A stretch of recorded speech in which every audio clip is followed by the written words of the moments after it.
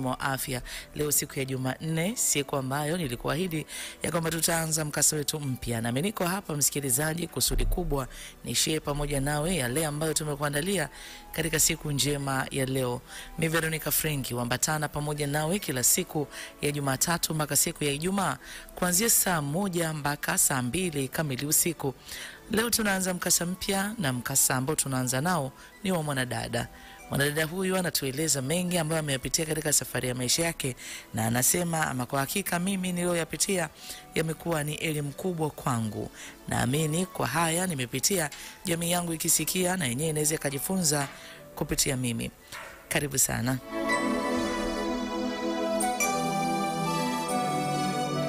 Ndio aliyewasilisha mkasa huu msikilizaji katika msimu huu anaitwa Lisa. Mwanadada anaitwa Lisa akitueleza haya katika safari yake ya maisha. Lisa anaanza mwanzo tu katika mkasa huu kutueleza haya. Lisa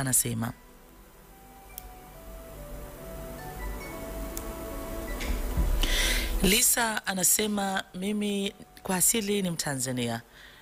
Na sisi wa Tanzania tunatambuana kwamba sisi ni wa Tanzania. Naweza nikataja kabila lakini lisiwe muhimu sana kwako. Tunatambua tu sisi ni wa Tanzania, hivyo utambulisho unatosha. Nikimaanisha nimezaliwa katika ardhi ya Tanzania. Lisa anasema nimezaliwa katika familia nikiwa na mama yangu. Mama yangu yeye, mimi kwake ni wa peke yake. Yani mama yangu alibarikiwa kunipata mimi mtoto wake. Lakini kwa upande wa baba yangu wako ndugu wengine. Ninao ndugu zangu 3. Na mimi ni mtoto wa nje. Yani baba yangu alikuwa na mke wake. Katika namna ya mizunguko kimaisha alikutana na mama yangu. Wakapendana. Na hatimaye nikazaliwa mimi. Kwa hiyo mimi ni mtoto wa kambo. Lakini ninachojua ninaye baba anayenipenda sana. Baba ambaye siwezi kumuona kila siku, lakini anakuja kwa misimu fulani. Na nilichokuja kujua baba yangu hata sio kwamba anatoka mbali.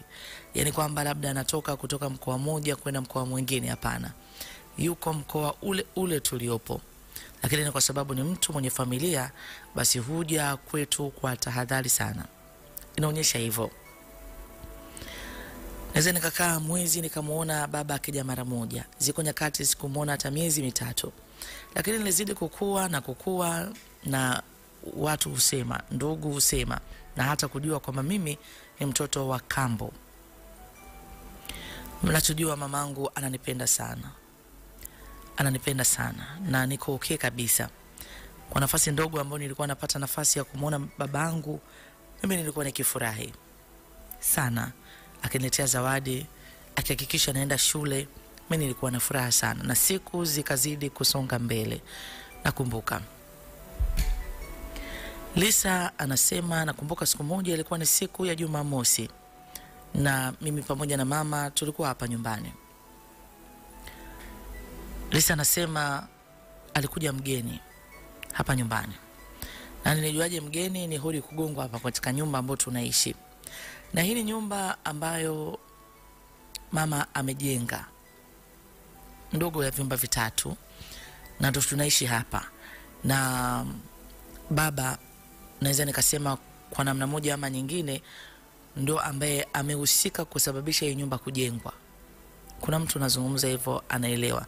Yani baba anaweza akaja akaleta kitu fulani, akaagiza kitu fulani, mama akasimamia. Kwa hiyo nyumba kwa sehemu kubwa pia mpaka inaendelea tumekuwa tukijenga tukiwa tuko humu ndani. Kwa hiyo hodi imegongwa na sisi tuko tunakaa tumi na mama. Ina maana baba akijaga na tujoin. Hodi ilipogongwa mimi ndo nilienda kufungua mlango. Nilipofungua mlango nilimkuta mwanamke mmoja. Mwanamke huyu ni mnene, mrefu, mweupe kweli kweli. Ni mtu ambaye ni mgeni katika upeo wa macho yangu, yani simjui.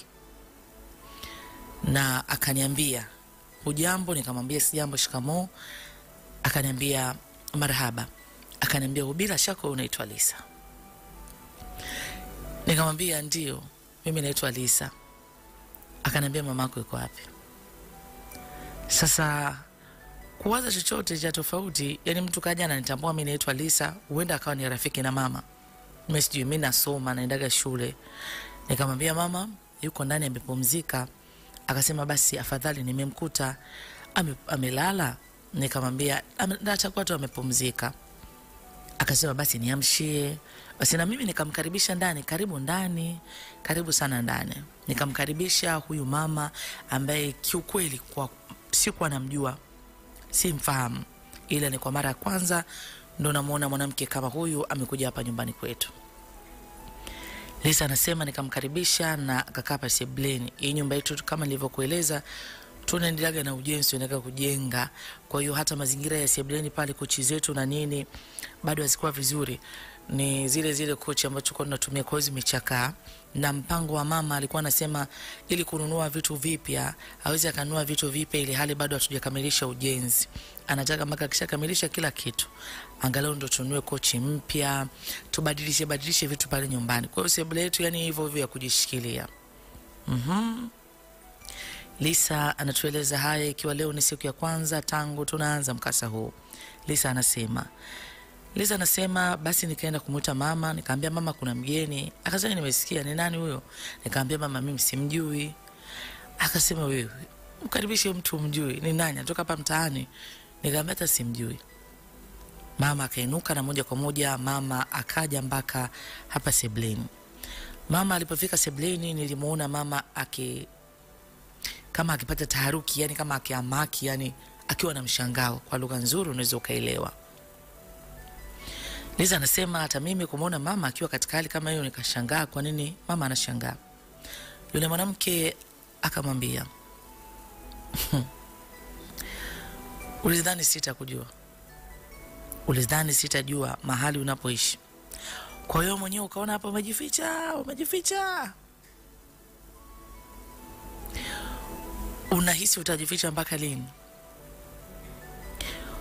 Ungekuwa hujazana mume wangu, ungeweza kufanikiwa kujificha.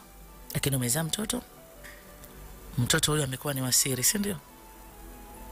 Lakini mimi ni mke, si ndio? Nimejua mume wangu ana mtoto nje. Na mimi ni haki nijue kabisa mwanamke aliyezaa na mume wangu na huyo mtoto yuko wapi. Na ndo nimewatafuteni. Si hivi nimewapata. Haya maneno huyu mama anazungumza mimi nasikia. Kwa hiyo kumbe mimi nimemkaribisha ndani mtu ambaye sio salama kwa mama. Mama akamwambia huyu mwanamke, hatupaswi kuzungumza mazungumzo haya mbele ya mtoto wangu. Huyu mwanamke akasema, hayo maneno unaniambia mimi? Mbona ninamuona mtoto wako tu nilivyofungua malango ya mlango wangu, nimemuona mtoto wako umezaa kahaba kama ulivyokuwa wewe. Mama hakupendezwa na haya maneno. Akasema, mtoto wangu hausiki chochote katika hasira zako. Naomba usitamke maneno mabaya tena kumhusu mtoto wangu. Na hakuhusu kwa lolote na hana hatia yoyote. Huyu mwanamke akasema, ungekuwa wewe ungejisikiaje? Uko na mume wako, mnaishi maisha yenu vizuri, mwanaume ni mwaminifu, lakini unakuja kugundua mume wako amezaa nje na mtoto ni mkubwa. Ungekuwa sawa, si ndio? Kama wewe sio adui kwangu, kwa nini unajificha? Kwa nini unamficha huyo mtoto? Mimi nikamwambia, yani mama yangu akamwambia huyu mama, akamwambia, mimi ni mwanamke kama ulivyokuwa mwanamke, kama wewe ulivyokuwa. Ukimuuliza mume wako vizuri ndo atakueleza. Hakunieleza kwa habari ya yeye kuwa na mke. Najua ukiongea naye atakueleza. Lakini ilitokea mimi nikapata mtoto. Ulitaka nifanyaje? Ningetoa ule ujauzito? Nilishawahi kukusumbua hata siku moja? Nilishawahi kukufuata malengoni kwako nikasema mtoto wangu hana maziwa, hana mavazi? Kwa sababu nilikuja kugundua baadaye kwamba huyu ni mume wa mtu. Na niliamua kusitisha ile mahusiano. kana mume wako, ongea naye vizuri, lakini usimtwishe mtoto wangu mzigo sio kwa kwake. Mama alikuwa hataki kuzungumza. Huyu mama ni mkorofi, yani huyu mama ni mkorofi, anamshambulia mama. Na hata mama aliniambia nenda ndani, nenda ndani. Yani maneno alikuwa akiniambia nenda ndani, nenda ndani. Yani hataki nisikie. Lakini mimi ninachojua na nilivyoambiwa hata na baadhi ya ndugu kwamba mimi simuoni babangu mara kwa mara kwa sababu babangu ana familia nyingine. Kwa hiyo hata mimi mpaka hapa nimefika sasa hivi najua babangu ana familia nyingine na hajawahi kunionyesha na sijui, lakini yeye kuja kwa majira na kuja kunisalimia, kuniletea zawadi, kuhakikisha nasoma na tunaendelea vizuri. Na anakuja hapa anaweza akalala, na anachojua mama pamoja na baba ni watu ambao bado wapo kwenye mahusiano. Sio kwamba ni watu ambao sijui waliachana. Najua ni watu ambao wanapendana, na ni babangu na ni mamangu, na nawapenda sana na nafurahi kuwaona wako pamoja. Nakumbuka maneno ambayo huyu mwanamke aliyazungumza. Akasema, basi umeshinda wewe. Umeshinda wewe. Naona unataka mtoto wako awe sehemu ya mali ambazo mimi kwa sehemu kubwa nimezichuma. Wewe ndio mshindi. Wewe ndio mshindi. Kwa nini huyu mama anapata shida sana? Inavyoelezwa huyu mama anapata shida katika uzao. Yule baba amefanikiwa kupata watoto wa kiume tupo. Na inaonekana kiu ya huyu baba alikuwa anatamani kupata mtoto wa kike. Na ndio amekuja kupata mtoto wa kike na mama yangu. Kwa hiyo mimi ni mtoto pendwa sana kwa babangu. Na huyu mama na yeye amekuwa akitamani kupata mtoto wa kike. Kwa hiyo kuna watoto ambao ni wadogo kwangu mimi, lakini watoto wote ni wa kiume. Mama hakutaka mazungumzo zaidi. Nakumbuka alimwambia, tafadhali sana, sisi ni watu wazima, wewe ni mama, mimi ni mama, hatupaswi kuyazungumza haya. Kama ungekuwa mstaarabu usingekuja kwangu kwa mfumo huo. Haujafanya sawa. Huyu mwanamke akasema, naitafuta hiyo sawa unayoisemea wewe. Uzae na mume wa mtu alafu huyo mwenye mke atulie. Hiyo sawa ndio naitafuta ambayo wewe unasema hii yangu sio sawa. Akasema haina shida. Mimi nimekuja, hii ni mara ya kwanza. Ninategemea kuna siku utanitafuta na utakuja kuniomba msamaha kwa sababu umeniumiza. Umeniumiza. Na huyu mwanamke aliondoka. Mama akaniambia usisikilize chochote alichokisema. Huyu ni mwanamke mpuzi. Hana akili kabisa. Achana naye. Ni kichaa kabisa. Mimi pamoja na mama tulikaa na kuzungumza hayo, na mama alimpigia simu baba. Nilekana walienda kuongea. Sasa mimi ni mtoto. Haya mengine mengi naweza nisijue yanayoendelea kuhusu wazazi wangu, lakini haya nayokueleza ni yale ambayo mimi nilipata nafasi kuyasikia na mengine kuyashuhudia kwa macho yangu. Lisa akitueleza haya yakiwa ni yale ambayo Lisa anatueleza mwanzo kabisa wa safari ya maisha yake. Lisa anasema, basi nayakumbuka haya, nayakumbuka sana. Na mimi naendelea na maisha yangu ya kitoto. Unajua, hapa nakumbuka nilikuwa niko darasa la 6 wakati huyu mama anakuja nyumbani. Kwa hiyo ukizungumza hivyo ina maana unazungumza katoto naanza kukua kasichana. Yes. Kwa hiyo mama aliniambia hakuna neno ambalo huyu mtu amezungumza na litakuwa kwangu. Sawa, na huyu ni mamangu na nampenda sana. Kwa hiyo narudia tena, niliendelea na maisha yangu kama kawaida. Na kumbuka baba siku moja akaniambia kuna vitu nataka tuongee. Nikamwambia sawa. Mimi nampenda sana babangu sana na ananipenda sana. Yani kuna mambo ambayo naweza nikakosea mama anaweza akafoka akanipiga kweli kweli, lakini baba yeye hupenda kuzungumza na mimi sana, na baba akizungumza na mimi namuelewa zaidi kuliko hata mama anavyonichapa fimbo. Yani onyo la baba linakuwa onyo kubwa ambalo yani hata nikitaka kurudia lile kosa, yani sauti ya baba inajirejea kwangu na sitendi tena ile kosa. Lakini onyo la mama la fimbo la kuniambia nini kunifokea, unakuta najikuta kuna muda mwingine najisahau na nafanya tena ile kosa, mama ananiadhibu tena. Lakini onyo la baba si la kupiga, la maneno yenye kukupa kumbukumbu kweli kweli. Kwa nampenda sana babangu. Baba aliniambia, unajua tumekuwa tukizungumza na mamako nisije nikawa na kuweka katika maswali yasiyokuwa na majibu. Mwanangu nakupenda sana. Nikamwambia baba, na mimi nakupenda pia, na unajua nakupenda sana. Akasema baba, najua, lakini mwanangu najua umekuwa ukisikia. Unajua umekuwa ukisikia babako mimi na familia nyingine, na sikutaka kusema kwa majira haya, sikutaka kusema. Na nikwambie baba hajawahi hata siku moja kunionyesha picha. Yani nikwambie, yani sijui chochote kuhusu familia nyingine ya baba. Yani kwa mfano mimi kabla sijajua ya mambo nilikuwa najuaga babangu anafanya kazi uko mbali. Kwa naweza kakaa miezi 2-3 akija na vile anakuja na mazawadi na nini.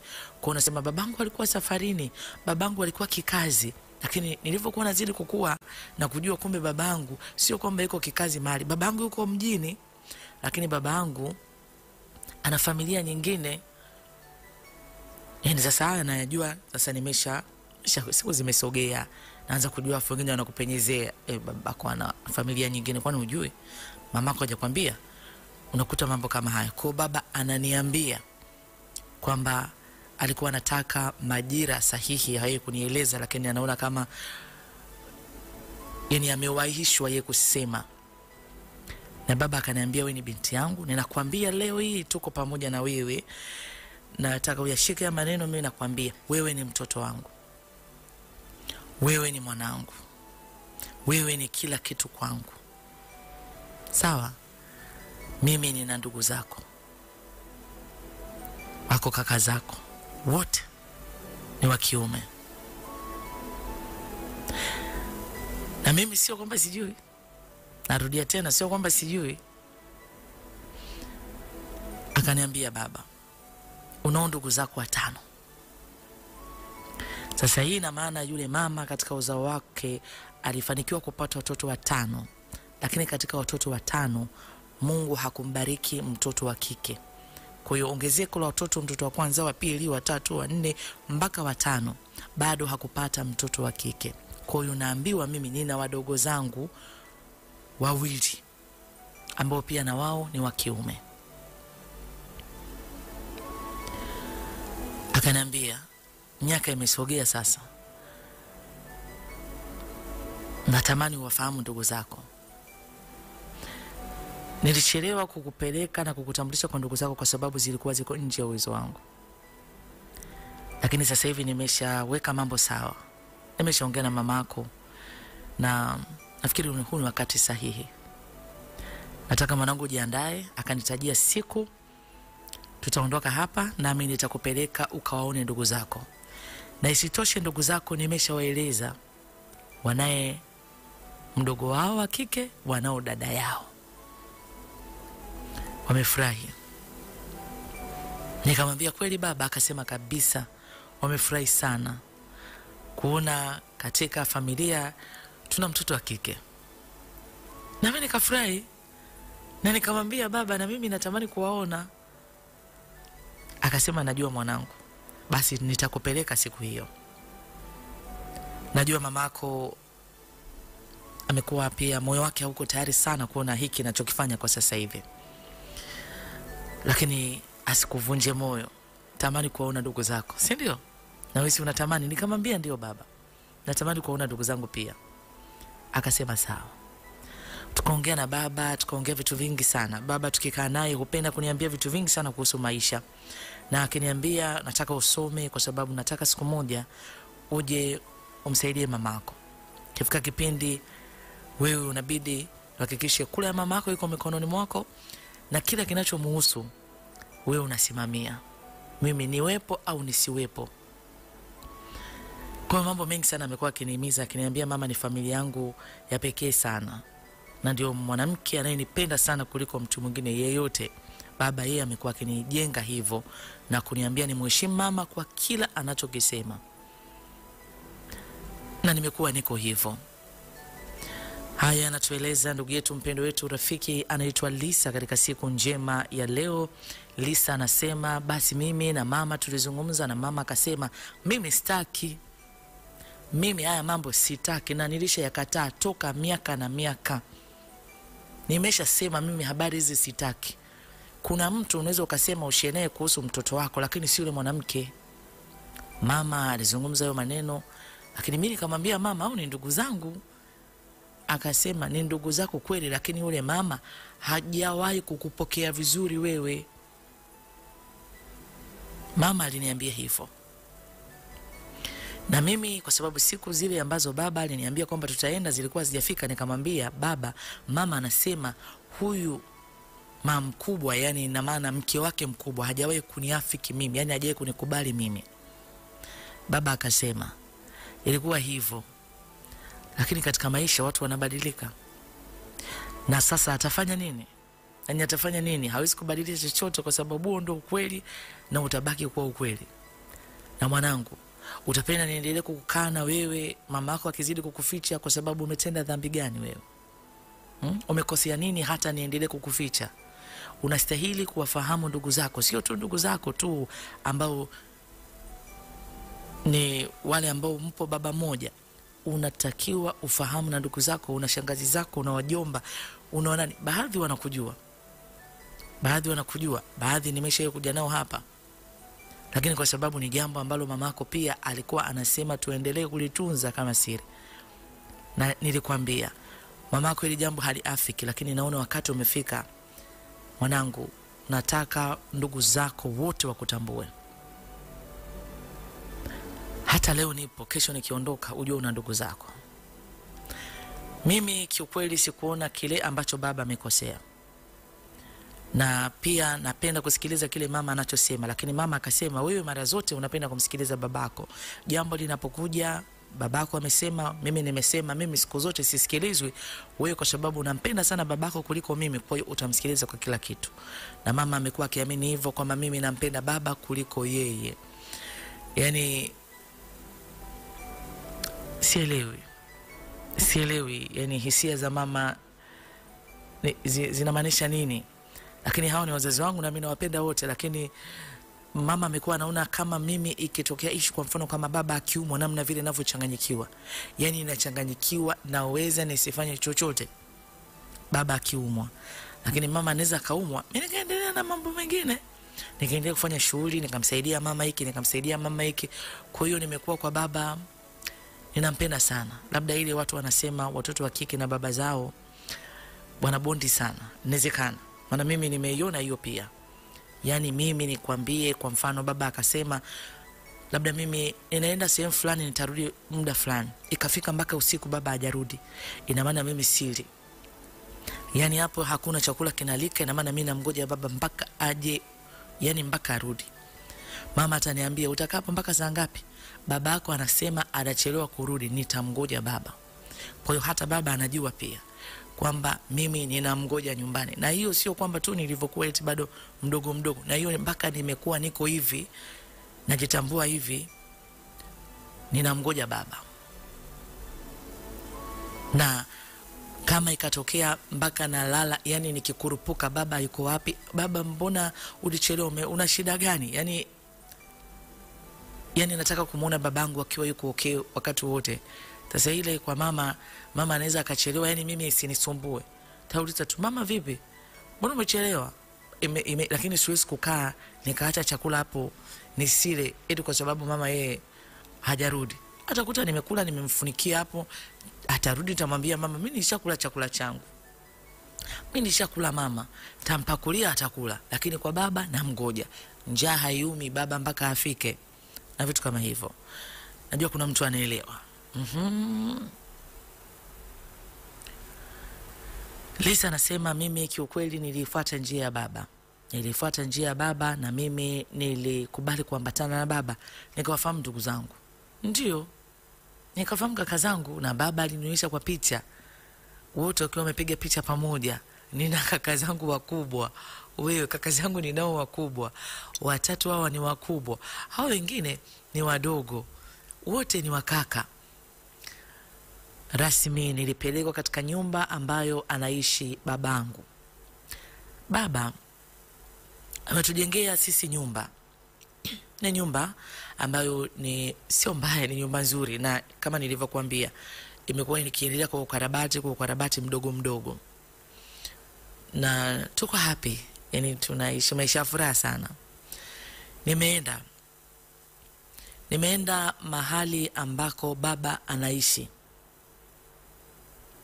Baba anaishi na watoto wake. Niligundua mimi nilikuwa mtoto niliyefichwa. Yani mimi nilikuwa ni mtoto niliyefichwa. Yani hakunaga hata mtu mmoja jamani kwenye familia.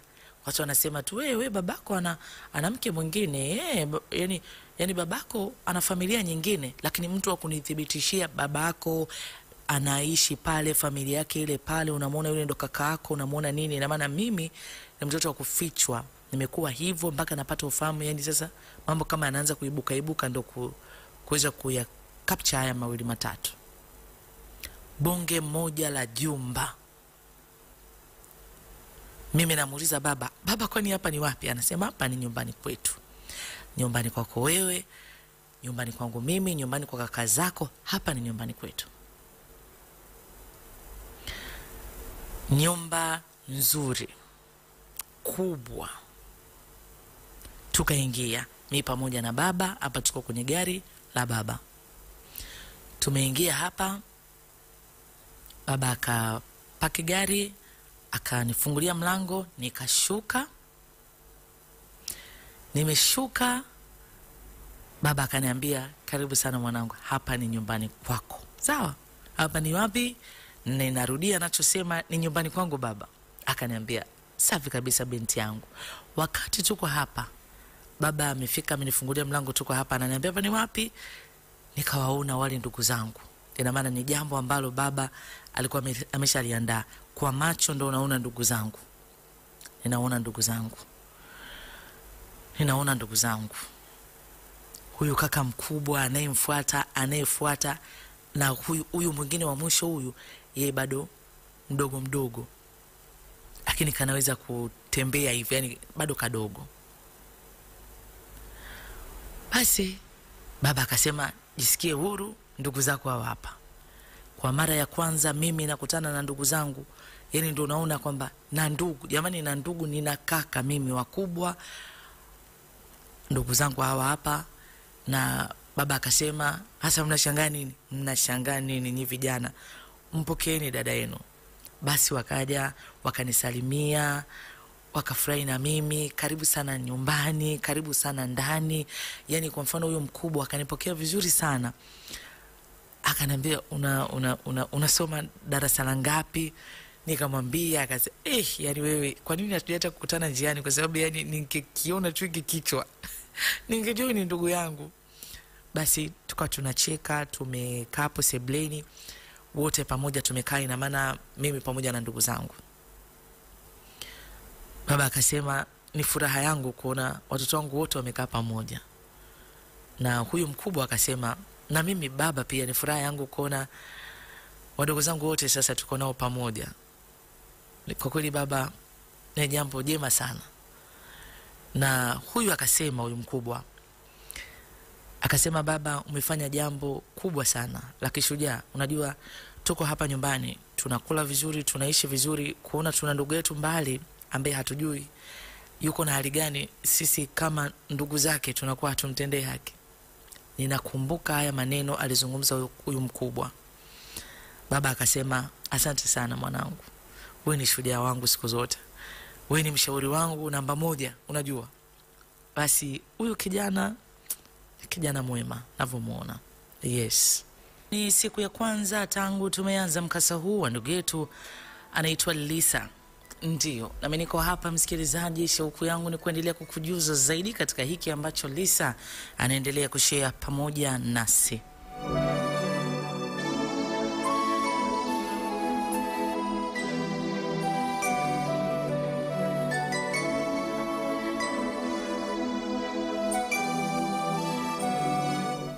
Lisa anaendelea kutujuza haya. Lisa anasema basi nilijisikia furaha. Ama kweli kuna neno moja wa Swahili hupenda kusema yani ndugu, yani neno la Kiswahili hili limenikimbia kidogo. Yani namna ambavyo mimi nilikutana na ndugu zangu nikajifeel kubondi nao, yani nikajisikia kubondi nao na nikajikuta nina furaha sana, na hasa kaka huyu mkubwa namna alivyonipokea.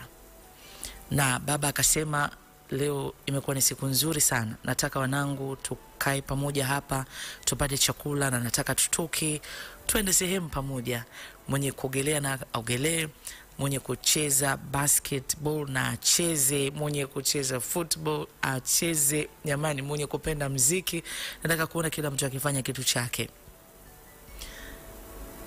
hivyo. Kwa hiyo walikuwa kiniuliza maswali, kwa mfano yule anayefuata ananiambia unapenda nini, nikawa na mimi najieleza, nauliza na kaka unapenda nini, na kaka unayefuata unapenda nini, yani kajifile amani. Yani kuwa na ndugu ni kitu kizuri sana, kitu kizuri sana. Na kumbuka tulipata chakula pale nyumbani na kilikuwa kimeandaliwa kizuri chakula, tukala. Kaka akaniambia kitamu, unaonaje?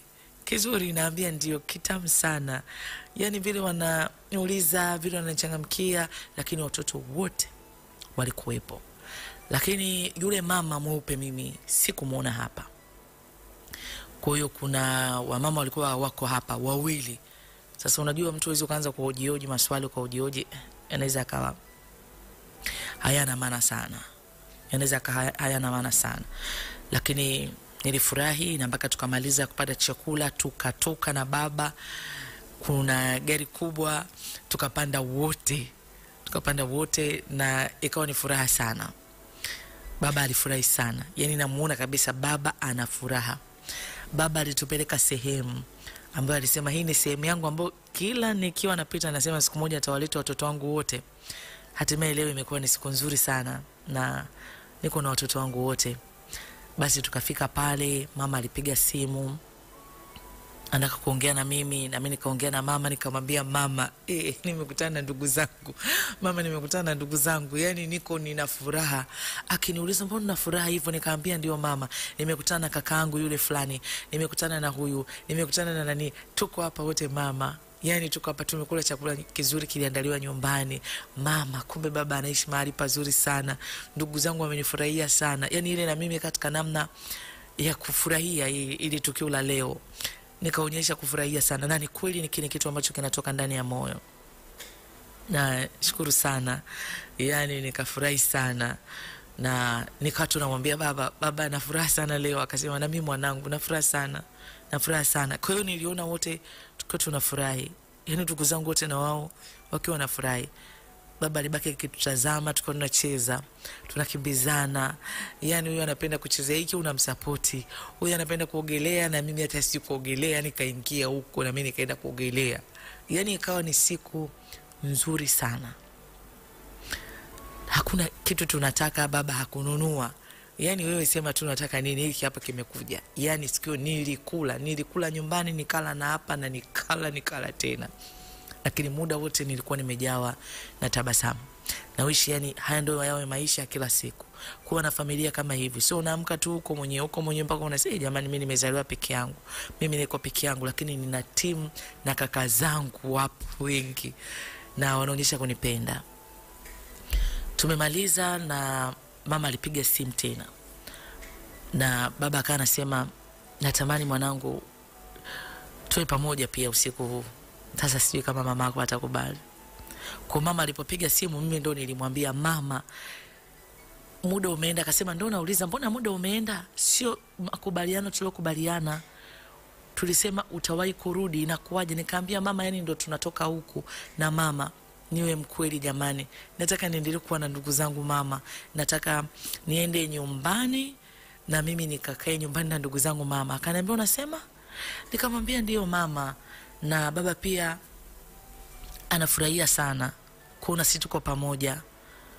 Ni leo tu mama. Mama akasema hapana, hapana, hapana, na sitakubali kitu kama hicho. Hupaswi kulala hapo. Nikamwambia mama, hawa ni ndugu zangu na ni mara ya kwanza nawaona, na wamenipokea kwa furaha, na wamenisihi leo tuwe pamoja, nilale hapa. Mama akasema hapana, najua hunisikilizi, naomba unisikilize hata kwa hili ninalozungumza. Hupaswi kulala hapo. Unanielewa? Hupaswi kulala hapo. Na alikuwa ananiambia napozungumza na wewe kaa mbali, yani baba yako asisikie, sogea pembeni. Kwa aliniambia hivyo kabla hajaanza kuniambia hayo, kaa mbali tuongee. Nasema taka kurudi nyumbani, usilale hapo. Siku salama wewe kulala hapo. Ulipaswa kuniaga vizuri, ulipaswa kuniambia, au baba yako alipaswa kuniambia kama utaenda na utalala. Hapana, naomba urudi nyumbani. Sasa nilisikia sauti ya mama akiwa amekasirika. Na unajua huyu ni mamangu, na naamini kila mtoto anamjua mamake vizuri au anamjua mzazi wake vizuri. Anajua kabisa kuna sauti ikibadilika anaweza hapa mama amechukia. Na wewe mwenyewe unaifeel hapa mama hajapendezwa. Kuna mimi nilivyosikia nikamwambia mama, ninarudi nyumbani. Narudi nyumbani mama, baba atanileta. Akasema na ufanye hivyo. Lazima ufanye hivyo. Ninazungumza hivi, ninataka ufike hapa. No discussion. Nikamwambia sawa. Mimi nikamwambia baba tuwapeleke ndugu zetu nyumbani, mimi nirudi nyumbani. Akasema kwa nini mwanangu? Kweli wenzako watajisikiaje sasa kama utawaacha? Nikamwambia siku nyingine, kwa sababu tulikuwa tumemwaga mama vizuri. Akasema mamako si unajua mtu wa kulalamika tu. Mwanangu, nikamwambia baba unamjua mama atachukia sana. Akasema yani kweli. Sawa. Kwa hiyo basi tukatoka hapa tukarudi nyumbani. Mimi nikanamwambia kaka natamani kulala, lakini itabidi nirudi nyumbani, kuna vitu napaswa kufanya asubuhi sana mapema. Akasema nimekuelewa, japo tulitamani tuendelee kwa pamoja. Na nimemwambia baba siku tuje tukutembelee pia nyumbani, sisi ni familia, na mimi kama kakako mkubwa nataka nikuone mara kwa mara. Najua hauna mawasiliano, lakini najua mama ana simu. Nitatamani niipate namba yake, niwe na kujulia hali yako. Mimi kama kaka lazima nihakikishe wadogo zangu wote wako salama. Unapata kaka kama huyo anakuambia maneno mazuri kama hayo, unajisikiaje? Unajisikia vizuri. Basi mimi nilifurahi sana. Niliwaaga kwa furaha sana. Na nikasema nimefurahi sana katika siku yangu ya maisha yangu, nimefurahi. Leo nimefurahi sana. Walinifurahia sana. Na mpaka baba anaondoka na mimi tunaondoka.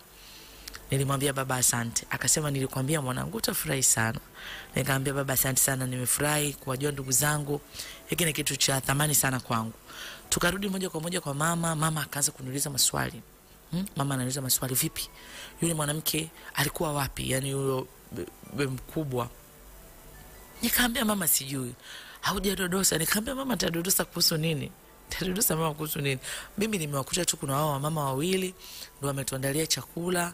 Nimekuta kuna walinzi pale kwenye ile nyumba. Sasa mama mimi siwajui. Haukuuliza chochote mama yenu yuko wapi? Nikamwambia mama sijauliza. Yule mwanamke alivyo na roho mbaya, ameona ni bora aondoke kuliko kumuona mtoto wangu. Mimi nikamwambia mama mimi hata sijamuona yule mama.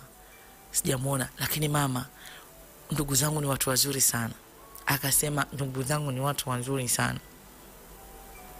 Kwa hiyo vile ambavyo umepokelewa mwenyewe, umechekelewa, umekula, umeona ile nyumba na unaambiwa hiki hapa ni chumba chako, wewe unaona pale ni kwenu. Unaona kama yani wewe unaona kama ni wale wanakupenda sana. Hebu nitokee hapa. Haya ni maneno ambayo mama aliniambia kwamba kile ninachokidhani kwenye akili zangu sicho. Yani hao ambao wanajifanya wako pamoja na mimi ni ndugu zangu ni wanafiki. Yani sio hicho wanachokimaanisha kwangu. Sasa kwa nini mama aseme hivi?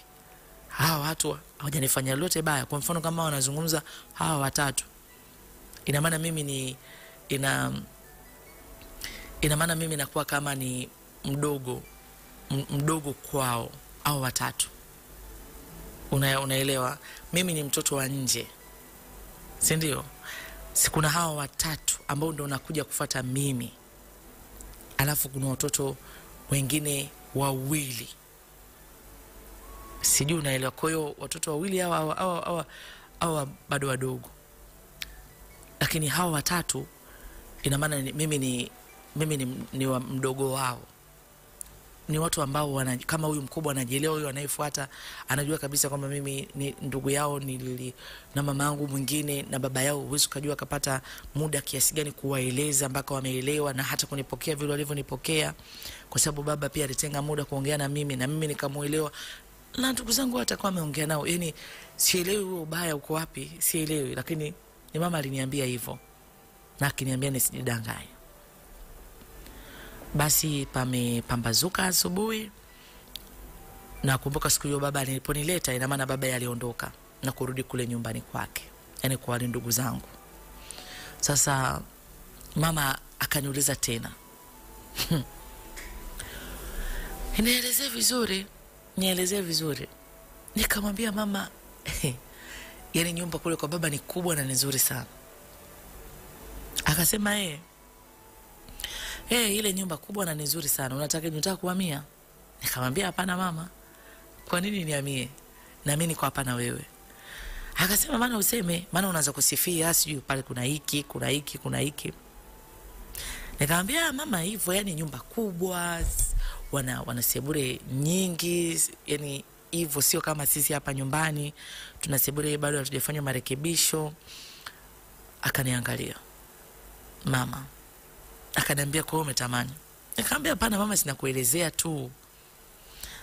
Akasema hapa ndo nyumbani kwako, hapa unapopaona, si unaona bado kochi hizo hatujaweka mpya, ndo nyumbani kwako. Sijui unanielewa? Hayo mambo mengine achana nayo na sikuvuruge. Nikamwambia mama sawa. Kwa hiyo hukumuona yule mama? Nikamwambia mama mimi sijamuona. Mara nyingine tena asubuhi mama ananiuliza kwa habari ya yule mwanamke, sijamuona. Na uwezo kauliza. Mama akachukua simu akampigia baba, na mimi nikajifanya kama naondoka, lakini nikawa nasikia kile kitu ambacho mama anaongea, lakini mama anione, anajua kama mimi nimetoka zangu nimeenda kwenye mambo mengine. Mama akawa anamuuliza, kwa hiyo huyo mwanamke wako bora kuliko wanawake wote ameenda wapi? Maana naambiwa hakuwepo. Kwa hiyo aliona kinyaa mtoto wangu mimi akija hapo nyumbani kwako. Sijui baba alimjibu nini, lakini mama akasema namjua vizuri. Na unaanza kunishawishi mwanangu aje alale hapo kwa misingi gani? Ni lini tumezungumza hizo habari? Ni lini umewahi kuniambia mwanangu aje alale katika hiyo dari ya ile nyumba? Hivi naweza nikamleta mwanangu mimi machinjioni? Sijui baba alichokuwa akimjibu, lakini hando mama, maneno ambayo mama alikuwa akiyazungumza. Sijui baba alisemaje, lakini mama akasema sitaki kusikia hizo habari. Nilisema hivi, ukurasa wa haya mambo ninayafunga. Mtoto wangu usihusishe na watoto wako. Wacha kila mwanamke abaki na watoto wake. Yes, ana watoto wake 5, abaki na watoto wake, na mimi wacha nibaki na Lisa wangu. Tupeane mipaka. Sitaki matatizo na mtu, halafu sitaki vita. Mama akasema hiyo ni juu yako, iwe ni juu yako, lakini mimi sitaki kuhusika kwa lolote. Sitaki mtoto wangu ajumuishwe na watoto wako, sitaki. Alizungumza hivyo mama, japo sijui nini ambacho kipo kwa wazazi wangu ambacho kiukweli siwezi kukieleza. Nikasema kwamba najua kinachoendelea, lakini mimi ninayaona haya. na nikiwa sijui kwani bifu la mama kutokutaka mimi ni nini hasa. Lakini nilimuona mama akishtuka alipomwona yule mwanamke, na nikanajiuliza ni mara ya kwanza ndio wanaonana au ni mara ya kwanza anafika kwenye hii nyumba. Lakini ni mambo ya wazazi. Unaweza kauliza swali mtu akakukata tu jicho na akakwambia hayakuhusu, akaendelea na ratiba nyingine. Haya anatueleza ndugu yetu anaitwa Lisa katika siku njema ya leo. Kesho nayo ni siku, tutaendelea mbele zaidi, na leo ni simulizi tumeanza mpya.